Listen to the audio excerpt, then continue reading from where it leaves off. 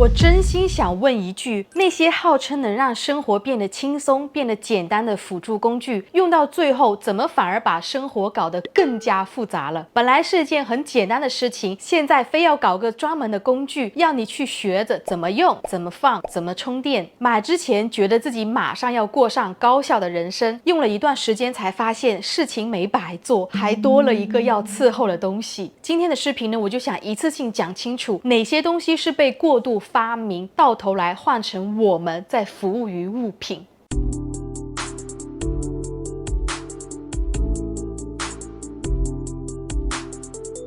我相信你们多少都见过这些让人避雷的家居物品，它们都有一个共同点，都是乍一看很有用，让你心动，结果用起来全是多余。先说这第一个折叠裤架，每条视频都推荐它特别省空间，又能收纳整齐，结果谁买它谁就是大傻子。你好不容易将裤子挂上去后，每次抽出来都会连其他裤子一起扯下来，放回去时又得将衣架展开，这种设计就是表面上看着整齐，越往下看啊越臃肿，还不如老老实实的用回普通的衣架。这种东西最气人的地方在于，你只要用过一次后就知道它不实用，可那又怎么办呢？你这都买回来了，只能硬着头皮继续用，就当给自己花钱买个教训咯。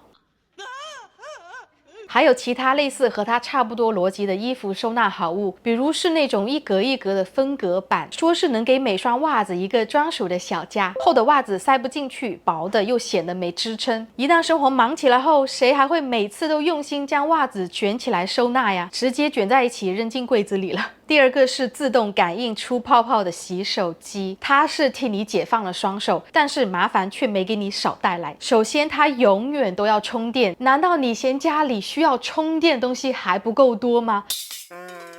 你又要多一根电线需要收起来了，你要记得给它充电哦，不然哪天你正想着伸手过去，发现泡沫没下来，更别说这感应还偶尔不灵，明明都没把手伸过去，就一直往外吐泡沫，有时多余的泡沫会往下滴，你还得擦拭干净台面，定期呢要将洗手机擦干净。洗手这件事呢，就是按一下洗手液，搓一下手就冲掉了。这普通洗手液用了几十年都是这么过来的，也没见谁因为没用感应式的洗手机就洗不了手了。你可能图它的外观可爱、高级、智能，就非要把一件如此基础的事情变成时不时要充电和维护。第三个是纯手工的葡萄香皂，一颗一颗都是葡萄的样子，挂在卫生间里真是赏心悦目。可普通的香皂才几块钱一块，用着也不心疼，这种手工葡萄香皂动不动就卖到几十块一颗，甚至还会更贵。你买的时候心里纠结，一边觉得好看，一边又舍不得用，最后花高价买回来，还得把它当个宝贝在那边供着。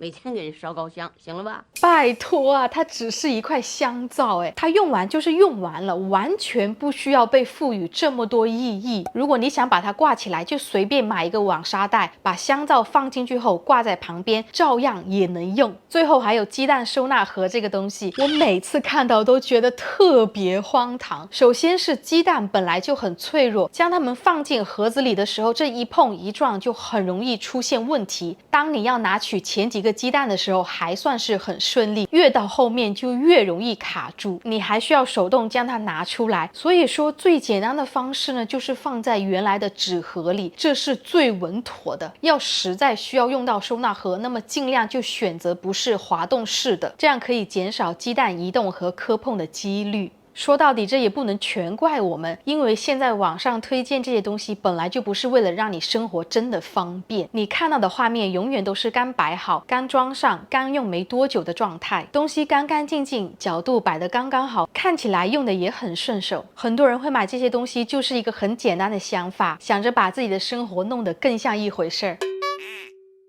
这些东西在你的生活里用得好好的，也没出现过什么问题。一旦你看到别人把同一件东西做得更精致、更有节奏感，你心里就会开始动摇。就好比我看到这个圣诞树隔热垫，你买个普通的隔热垫不行吗？功能都是一样的，现在你却选择买一个圣诞树的设计，好看是好看，可当你将杯子放下去的时候，还得稍微用点力压一下，不然就放不稳。它解决的根本不是隔热问题，而是让你厨房看起来更有氛围感。我们人并不是不知道有简单的方式存在，都活了几十年了，要是不行，早就被淘汰掉了。我们现在早就已经不满足于东西能用，它还要在使用过程中也要好看。你一直用着按压式的洗洁精来洗碗，这么多年没出现过问题，但是现在不行了，你要把原本好好的洗洁精全部倒出来，放进一个自动感应洗洁精机器里。这明明有最直接的做法，你还是会偏要选一条更绕的路。不是因为那条路真的有多好，你只是在证明自己不是凑合的过日子。现在让我们冷静下来想一想，这些一直存在我们生活里的老办法，它之所以能被保留下来，是因为稳定，不会出错。这里我们就拿一块普通的洗碗巾来作为例子，我们都是用一块海绵挤点洗洁精就能洗，它的定位很清楚，就是一个工具，拿来干活的。现在的商家就来忽悠你去买一块号称不用一滴洗洁精，并且还能吸油的洗碗巾，看着就特别神奇。视频里展示的也是一擦一个准，就在潜意识里告诉你，要是还在用洗洁精和海绵，就是落后的做法。最后它只是把油转移到了这块抹布上，你的盘子是干净了，但这块抹布你是要继续清洗的。如果是按照传统的办法来做的话，是用一块海绵洗完就没事了，顶多把剩余的洗洁精冲洗一下。看到了吗？这就是一个很大的问题，我们已经分不清楚到底哪些事情需要被简化，哪些是可以按照传统的老办法来。很多大大小小的事情都在被优化，从挤牙膏到垃圾、洗碗到收纳衣服和整理冰箱，什么都要有个新系统、新配置和更加智能的解决方案。以前只需要将牙膏挤出来，现在你得先把牙膏装进自动挤牙膏器里面，固定在墙上，用一段时间呢，它还会卡住，牙膏漏的到处都是。很多所谓的升级并没有帮你省下多少事儿来，反而多了很多维护成本。